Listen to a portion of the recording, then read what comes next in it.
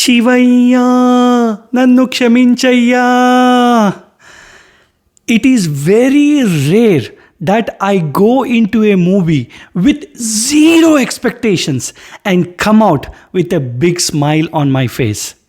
In fact, the audience who were sitting with me had completely made up their mind that we will enjoy trolling the movie, but the quality product which Kannappa is, we were all taken by surprise.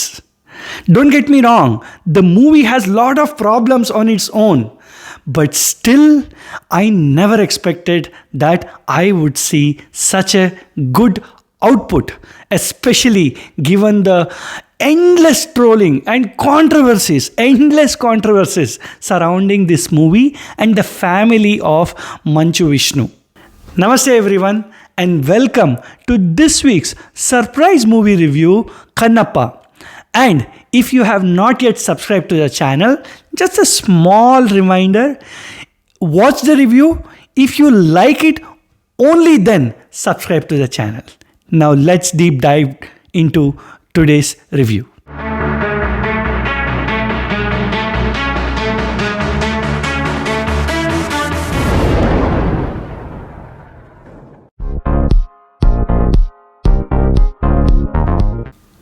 Manchu Vishnu's acting is a big revelation in this movie. He's excellent in underplaying the role of Tinnadu in the first half. And in the second half, he nails the Bhakti Rasa element of the movie to the T. In fact, in the climax sequence, he even dominates his father, the great legendary dialogue king Manchu Mohan Babu, and that is a very big achievement. Undoubtedly, this is Manchu Vishnu's career best performance in terms of acting. Even though the movie is heavily inspired by the Kannada Rajkumar movie Bedara Kannappa and Krishnam Raju's Bhakta Kannappa, the movie still has its own flavor in terms of storytelling and the actual story elements itself. It brings in some angles and some explanations which are actually missing in the two original movies. I would say two previous movies, not the original ones. For example, why does the Vayulingam start crying in front of Kannappa? And where does Kannappa get the idea of removing his eyes from? Where does that idea originate from? Where is he inspired from? These are the small touches which are added to the movie that completely took me by surprise, that it can be interpreted even now, even though there was such big hits in the past. That is one of the strongest points of this movie. The highlight of the movie is when Prabhas enters into the movie, that is the last 1 hour of the movie. It completely shifts into fifth gear and the direction is excellent. The writing is excellent and the acting by the trio of Mohan Babu, Prabhas and Manchu Vishnu are top notch. This is undoubtedly the best part of the movie. Don't miss the last 1 hour after Prabhas enters into the movie. The romantic track between Manchu Vishnu and Preeti Mukundan is totally unnecessary. In fact, it was actually on the creepy side, and I was surprised that there is so much skin show and vulgar choreography in two songs, that too in a movie with Bhakti Rasa. Come on guys, I know this is not a new problem for Kannappa. Even Annamayya and Bedara Kannappa, which was a black and white movie, had item songs in Bhakti Rasa movies. We need to come out of these petty masala elements.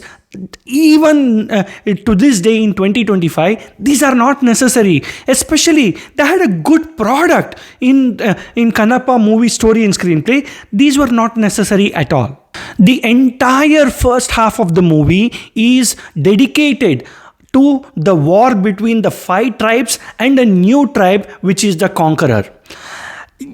I understand that the core story of Kannappa is very thin and it is not sufficient to make a full length movie. But if you mix a war and bhakti rasa and try to bring out a warrior side and as well as a bhakti side of a single character, it doesn't go well at all. What happens is it results in a first half of the movie which is completely void of the bhakti rasa, which is not evenly spread.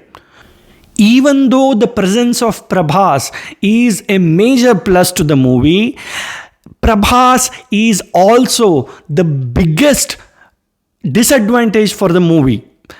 It is because all the scenes involving Prabhas are shot against a green screen and the VFX are pathetic. Just like Adipurush, the director is forced to reduce the lighting and have the sequences in dark to cover up for the low quality of VFX shots. Only if Prabhas was dedicated more to the movie and had agreed to shoot it in real location, it would have taken the movie to the next level. Story, I would say 0.75 out of 1. Even though the story is not a new story and there have been 2 previous movies based on the same story, the writers still succeed in introducing new interpretations and bringing their own flavor to the table. Take for example, the way they have linked the tribal war to the Vayulingam is very, very interesting. There are many such new interpretations which were not available in the previous versions of the story. Screenplay, I would say 0.5 out of 1. Unfortunately, the first half is completely devoid of bhakti rasa and the romantic track is not at all necessary, which could have been easily avoided or at least toned down in its approach. But the sequence involving Prabhas, I wouldn't reveal actual details, but you will understand when you watch it, is screenplay writing at its best. And also, there is a sequence involving Sharat Kumar and Manchu Vishnu where he has some visions of Sharat Kumar. That sequence is also screenplay writing at its best. Acting, I would say a solid 1 out of 1. I never expected that Manchu Vishnu will walk away all the acting honors in this movie, especially when the movie is loaded with veteran actors like Mohan Lal, Sharat Kumar and Mohan Babu. Of course, there are some actors who overact like Madhu and Aishwarya, but I'm still okay to overlook that small disadvantage and given the maximum 1 out of 1 in acting simply because of Manchu Vishnu's acting. Other departments, I would say 0.5 out of 1. The outdoor locations of New Zealand are excellent and they are very, very well captured by the camera person. Also, the music and BGM by Stephen Devasi is also a big asset to the movie. But the VFX department and the art department are the Achilles heel for this movie. They are downright low quality compared to all other departments. Overall package, I would say 0.75 out of 1. Even though the teaser was trolled to the maximum, the trailer actually set the right tone for the movie and was very well cut. And Manchu Vishnu went in all guns blazing in promoting this movie across India, which is very, very commendable. And the release window is also chosen very well so that the movie can flourish. So my final rating is going to be a very, very well deserved 3.5 out of 5. Manchu Vishnu has managed to pick the right team in terms of the director, the cinematographer, and the music director, and of course, loading the movie with mega stars across the film industries.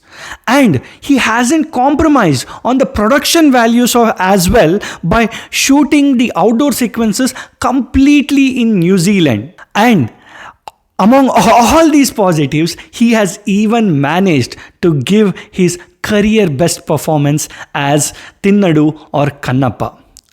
So, if not for anything, go watch this movie for this man's vision, execution, and acting. That's it for this week. Thank you so much for watching the review. Namaste.